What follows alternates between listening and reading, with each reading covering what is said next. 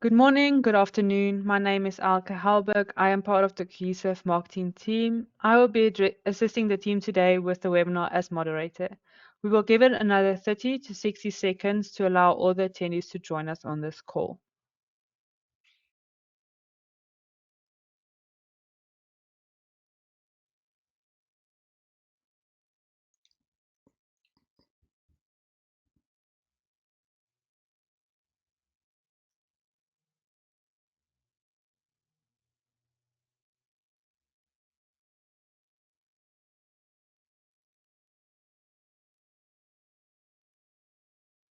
Great. I think we can start. Hi, everyone, and welcome to our webinar on connecting field ops and HQ with mobile.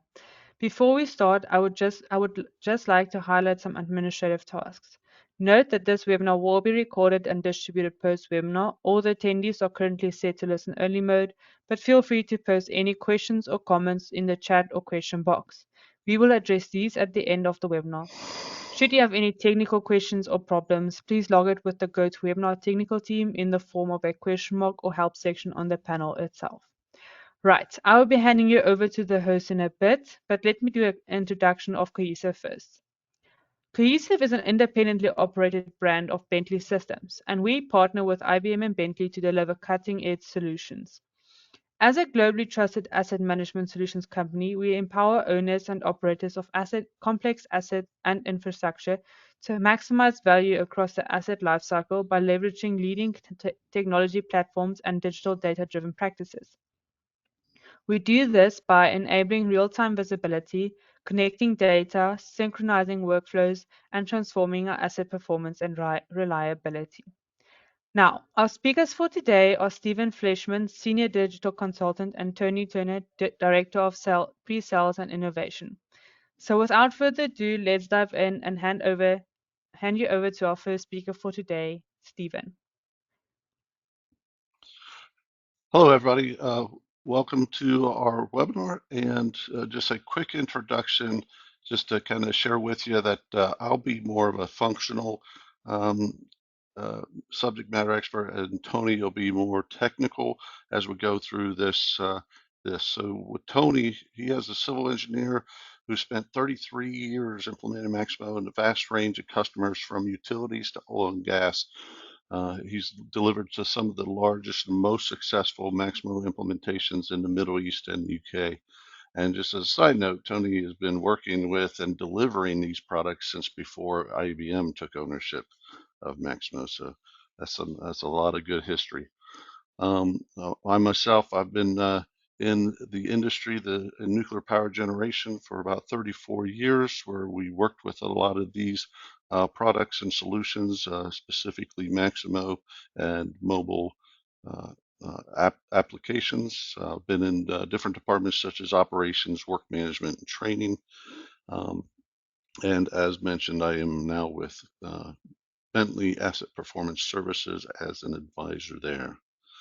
We'll go on to our session outcomes. All right. Today we're going to explore how mobile solutions can revolutionize enterprise asset management and enhance operational efficiency. So let's cover the expected session outcomes. First, we will discuss how mobile solutions can bridge the gap between field operations and headquarters. This is crucial to ensure seamless communication and coordination. By leveraging this mobile technology, we can connect the field technicians with the central office in real time, allowing for better collaboration and faster issue resolution. Next, what we're going to do is take a look at and explore the importance of real-time data. Real-time data is essential for making informed decisions quickly. It helps improve response time and increases operational efficiency. With mobile applications, field technicians can access the data and update the data on the go, providing accurate and up-to-date information to decision makers. We're also going to take a look at how mobile applications can help the technical teams maintain assets more effectively. Mobile EAM solutions enable our technicians to access asset information and maintenance history while in the field. This ensures that they have all the necessary information to perform their tasks accurately. Also, this reduces the downtime and reduces maintenance costs. And then finally, what we're going to see is how Mass Mobile can enhance safety protocols, ensure compliance with industry standards through real-time reporting and monitoring. Mobile applications allow for immediate reporting of safety issues and incidents, and enabling a prompt action and adherence to safety regulations. Throughout this webinar, we're going to provide insights and some practical examples of how mobile solutions can transform your EAM process. Our goal is to help you understand the benefits of mobile technology and how it can be implemented to improve your operations. So let's get started. We're going to go to a live poll here. And what I want you to think about when we go to this live poll is, where are you at in your mobile journey? Recognize there's a lot of different industries that want to use this, and they're all in a different state of mobile use and adoption. So thinking through my own journey, when I started out, we used to collect data on paper. And then you'd have to take that back to your office or to the field and then transcribe that to a different paper document. And it wasn't that long ago. It was about 2000. But now we can go, and there are some industries and some companies that have a complete mobile application where they can get the real-time data in the field and make decisions based on that, and start making corrections if an issue is found within minutes. So it's really amazing to think about where you are at in your journey. So we'll go to this poll here, and we're seeing the responses. Looks like the big issue is connectivity, Tony. Looks like that's 44% of us have connectivity issues. And that doesn't mean that we don't have these other issues. It just means that's the one that's hitting most. And I think, Tony, you're going to cover some of that as we go through this. So I'm going to turn it over to Tony to kick off the next part of this. Thanks, Steve. Thanks, everybody. Okay, so Maximo Mobile landscape.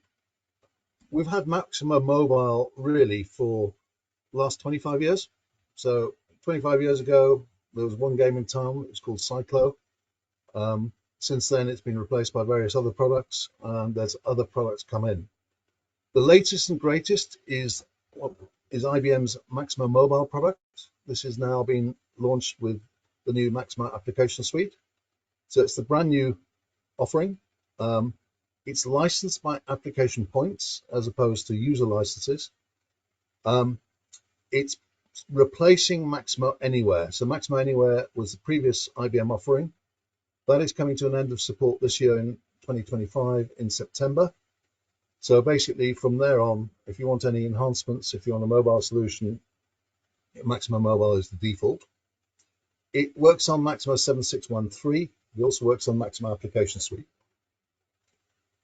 It's multi-platform, so it works on iOS, it works on Android, it can work on Windows. And it's got functionality for work management, for asset management, inspections, materials, and stores issue processes.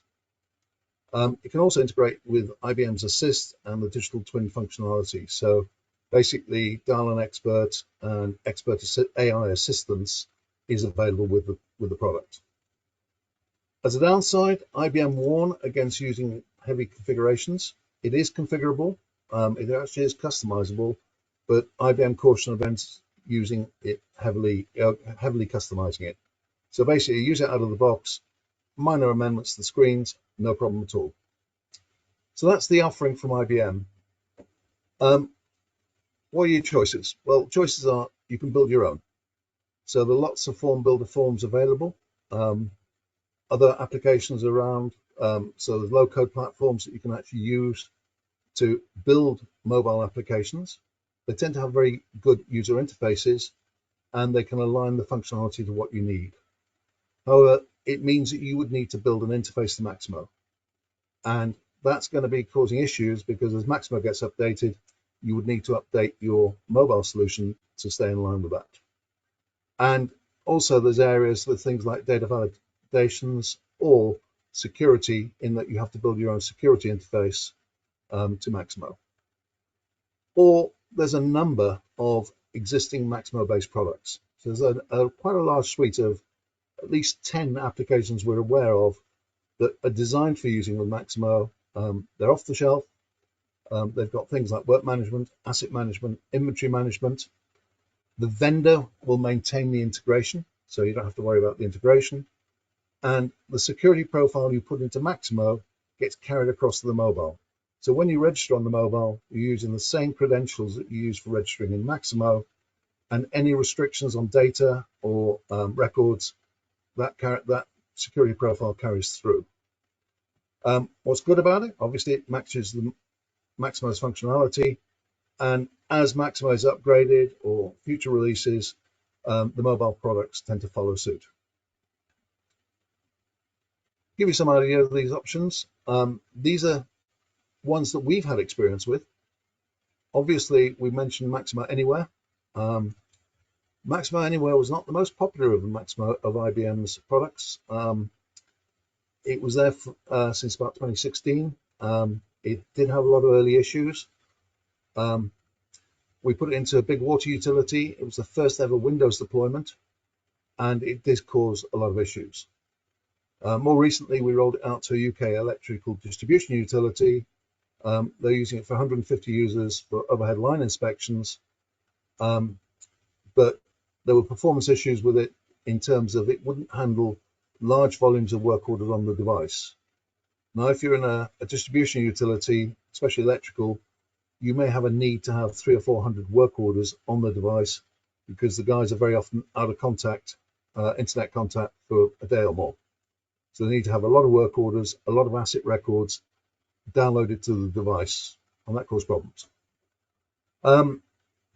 It was quite good. We had it in a pharmaceuticals company, and that worked very well. And that used the calibration industry solution. Large FM clients are using it, some big airports, and other water utilities.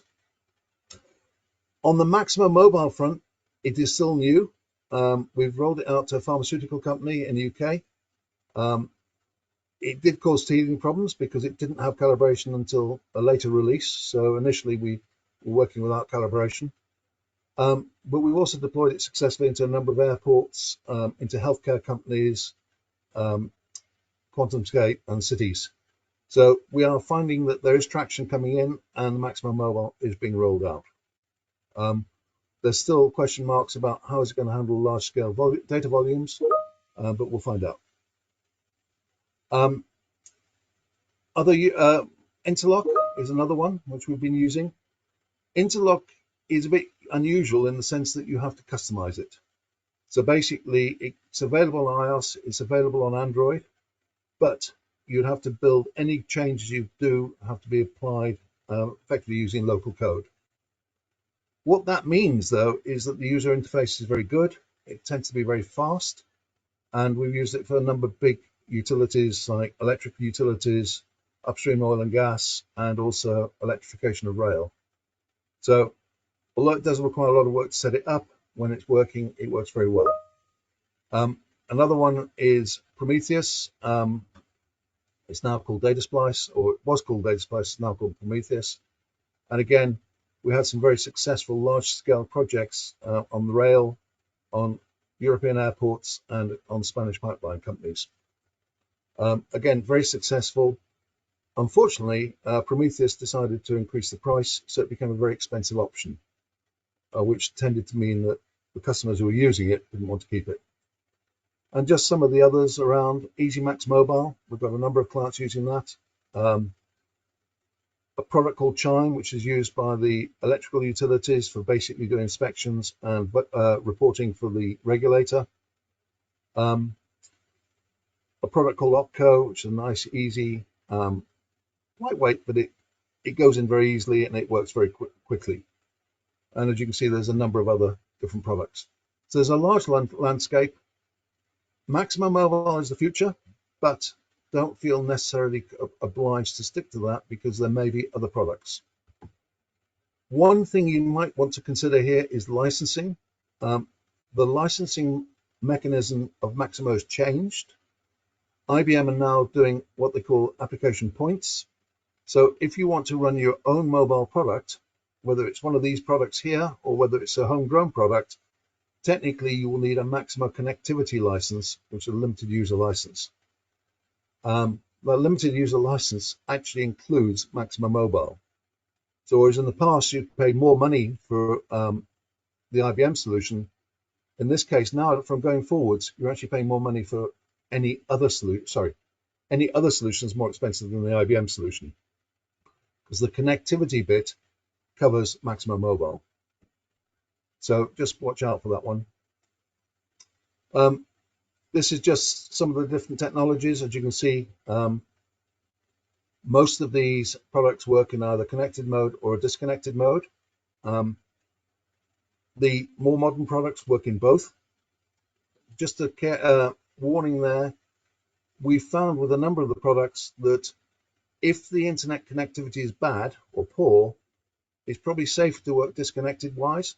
So the guys can go there, download the work orders, work independently, and then when they get to a good place of good connectivity, synchronize the data. But as you can see, a lot of different products here: EasyMax Mobile, EM360, Chime, Shad, Optimo. You're spoiled for choice. There's a lot of different Maximo mobile products out there. Let's look at how to use it. Well, basically, there are different mobile use cases. As you heard from Stephen's introduction, I've done a lot of work in utilities, so I have a soft spot for utilities. The thing about utilities and mobile, if it's distribution utilities, they tend to have a large mobile workforce. You know, in the electrical distribution world, you could have 1,000 technicians working around the country remotely. They need to do it for mobile inspections. They need to integrate to GIS. One of their challenges is lost and found assets. Now, you know, if you're in a power station, you don't have that problem.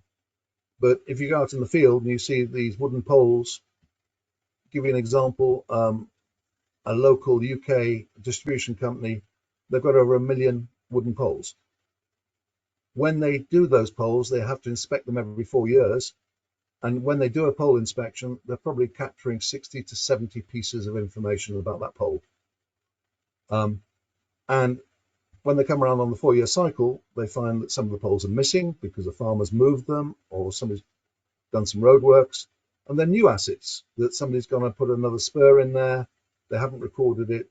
So when the technician's walking through the field, he finds assets that did not exist before. So the capability of the mobile solution must be able to record newfound assets and also record the fact that the assets are no longer present. And the other thing here, large volumes of assets and work orders. So 1 million wooden poles, 2 million network connections, it's big numbers. And on the work orders, typically they could have 300 or 400 work orders on the device when they're going out there. Another big use case is facility management. There, very often, we have hundreds of users. And again, they're traveling around the country. They need to get to the location, so they're going to different customers. They may be looking at buildings, going to do air conditioning services in a number of different buildings, 5 or 6 jobs in a day. So travel time is key to them. So they need the system not only to tell them where the asset is, but also how long it's going to take to get there and plan back for that. And they also need connectivity back to headquarters for pricing information. Another use case we've got quite a lot of experience on is transport and rail. So for rail, we put it in for one of the regional railways, and they're doing track inspections, they're doing bridge inspections, and again, hundreds of work orders on the device. And cleverness, it's not just simply recording the data, they're doing things like calculating the condition of the bridge or the condition of a slope and doing calculations on it. And again, integration to GIS, and its linear assets. Other use cases, operator rounds in process plants or in power stations. A lot of customers are using it for inventory management, so in the stores. Tends to be a lot smaller. Typically, a big company may have 5 or 6 stores users, not a lot. The operator rounds was one of the first mobile implementations I ever did. We did it in a power station in the Middle East, and the reason for it wasn't so much that we were getting the data, it was to force the operators out of the comfort of the control room, get them walking around every part of the power station during the shift, and they were physically there. They could see if there's water on the floor, they could see if there was a leak, they could hear a noise of the pump vibrating, but it physically got them out into the plant. So effectively, it was almost like proving they were on site. It was very successful. So those are some typical use cases. The one I'm going to go into a bit more detail is an example in the facility management industry. The customer is basically supporting hundreds of different customers of theirs. They're sending technicians around to do servicing, whether it's the preventive maintenance for the boiler, so the boilers get inspected and serviced every year, or if the customer's phoned in and there's been a breakdown or a defect or somebody smashed a window, we have mobile technicians. So it starts off typically, and the solution we're calling Apex. This is a cohesive solution that we built. So we've taken a standard mobile product, we've enhanced it. We're using Maximo Service Provider because basically an FM customer or an FM company is very much relying on charging the customer for the work they're doing. So the first thing is a request may come in. The request comes in, the customer may go onto a portal and log a self-service request. They may phone a help desk on the contact center, or there could be an alarm generated from the system automatically raising a service request in the contact center. So many different ways that the work order comes in. When it comes in, somebody will then look at Desktop Maximo and they will then plan the job. If they're using Service Provider, it may automatically trigger a response plan. It will also automatically trigger the SLA, the Service Level Agreement. So, for example, if the window is broken, the Service Level Agreement is that you must respond within an hour, you must have the problem temporarily fixed within 4 hours, and there must be a permanent fix within 2 days. So that's a typical Service Level Agreement, which kicks in the moment the service request is received. It would look at the customer agreements to find out, is this part of standard charges, or is there a special pricing plan? So very often the customer calls in an engineer, they're paying a trip fee of maybe £150, and that covers the first 2 hours of the engineer's time and minor spares. However, should the engineer be required to spend more time, or if he needs more expensive spares, he would need to raise a quote on the job, get that quote into Maximo Desktop, get it out as a formal quotation to the customer, and ask the customer, do you want to go ahead or come back later? And that needs real-time responses. Needs to know where the company is, so the location, how to get there. So it even gives them a map to say this is where your next job is and this is the travel directions to get there. On the job itself, there could be a response plan in place. The response plan says what work order is required, how long is it going to take you, what skills do you need, what are the safety requirements, and what is the time you need to be on site, and do you need any specialist equipment, and what the price is. All of that information is then downloaded to the mobile device. So the engineer on his mobile phone will receive notification he's got a job, his next job, give him directions to get there, and he will then acknowledge that so he can inform the system that he's on his way. It knows which contracts he's working on. Is this a reactive job or is it preventive maintenance job? When he gets to site, it will tell him what the signing in procedures are, that he needs to go to security, he needs to present his credentials. When he gets in front of the job, he will carry out a risk assessment. So he's actually got a little module on the mobile to say, I'm working at height. Is there a ladder? Do I have a safety harness? Maybe I need 2 people to do this job. So it carries out a risk assessment, and once that's approved, he can then start working on the job.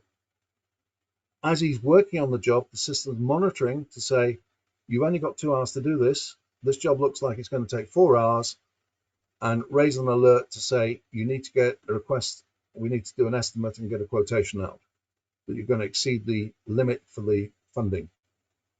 So again, you can then send that back to Maximo. That goes back to Maximo. Maximo will prepare a quotation, send it back to the mobile device so that you can then get a permission from the customer to go ahead and do the job. If you need spare parts, again, they can be ordered on the device. And if there's follow-up work, maybe a temporary fix has been done, you can raise a service request to do follow-on work. All of that's been done on the mobile and is communicating back to Maximo. When the job is completed, again, the workflow will kick in to say, before you leave site, take a photograph of the work you've done, produce a report to say I've done compliance. Is there any additional chargeable work that we need to recover? What transactions have I done? So how much labor have I used? How much materials have I used? Any specialist tools? So all of the financial information has been recorded. There's an electronic timesheet with it. And there may even be a customer satisfaction survey, which we've done for some clients. And the client is then asked to sign on the mobile device to say, yes, the job has been done to my satisfaction. That then will update Maximo and basically inform finance that we've done the job.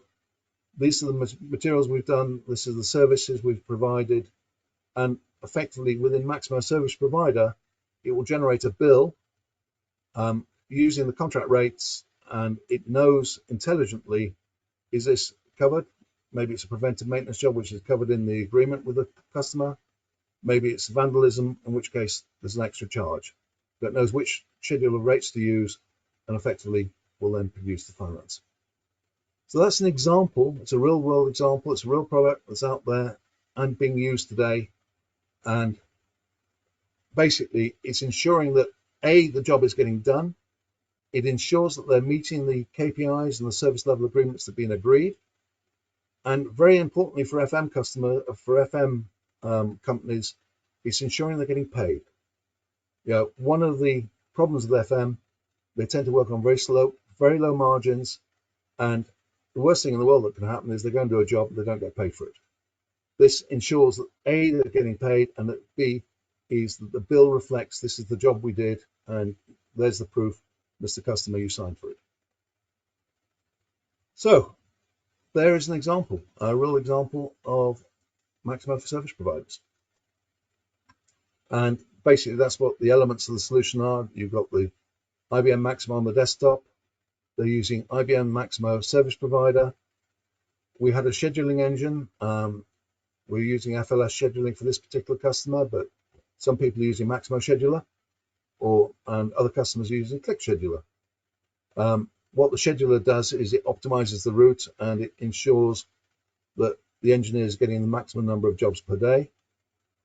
You've got a mobile tool, which is giving the engineer in the field the information he needs to do the job, what his risk assessment is, what his safety procedures are, and making sure that the work he's done is being recorded and approved. And then finally, we've got a tool which is used for giving metrics to say how are they performing. So that's an example of live mobile in action with a product called Apex. I'm now going to pass back for a second poll. So Elke, do you want to announce the poll, please? Elke. Sure. So with this poll, they just want to know if you can tell them which mobile solution you are using currently, please.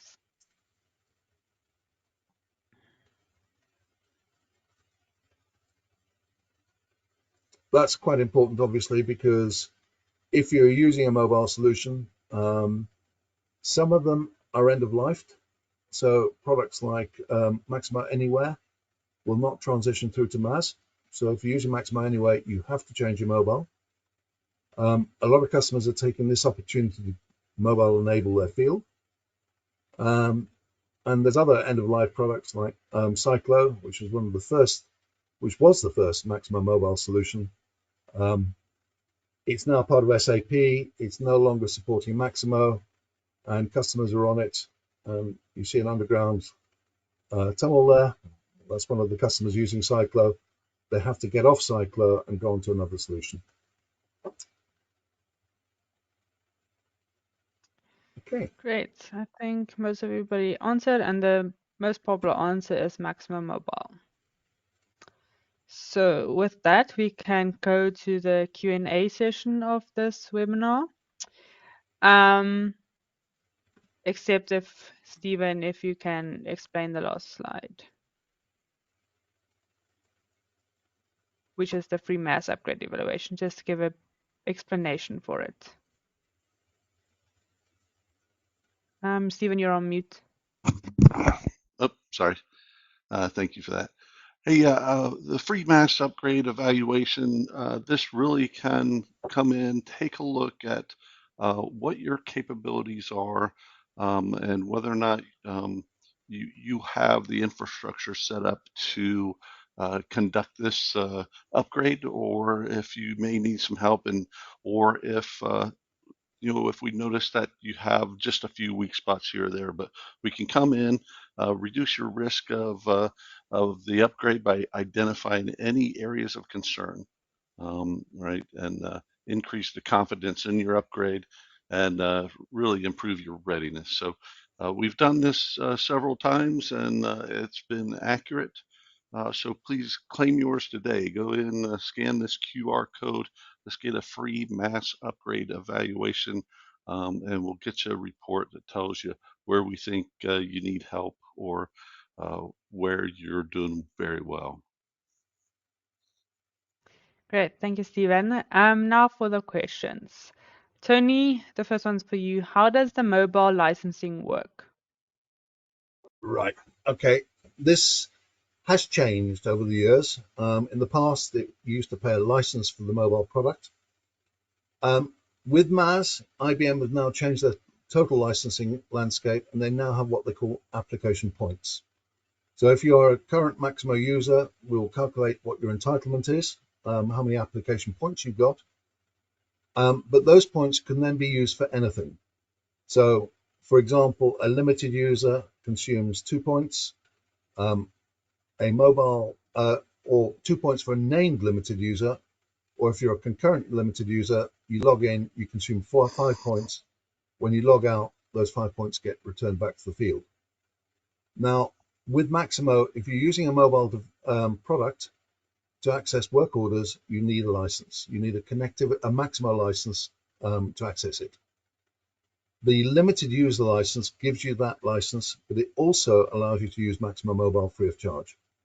So the Maximo Mobile basically is included in the connectivity license. If you're using a third-party mobile solution, you would still need that limited user license, but then you would need to pay whoever the provider is for the mobile solution.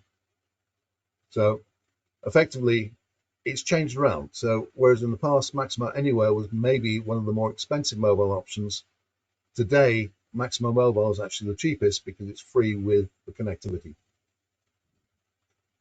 So basically, it's priced by application points, and it's either 2 points for a named user, in which case you can use it anytime, or if you want to do a concurrent user, it's on 5 application points. Does that answer the question? Thank you. Yeah, perfect. Thank you.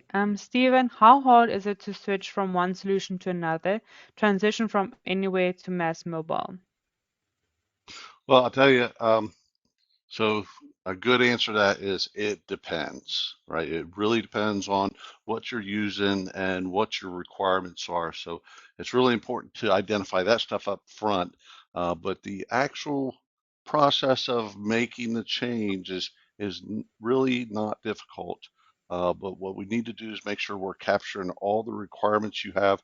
And as an advisor to some industries, you may not need some of the stuff you currently have. So we need to make sure we work together and go through, identify what your actual requirements are. You may have some legacy requirements that you may not need anymore, and that would make your transition to Max Mobile or to whatever mobile solution you want go a little bit easier. So it really does depend.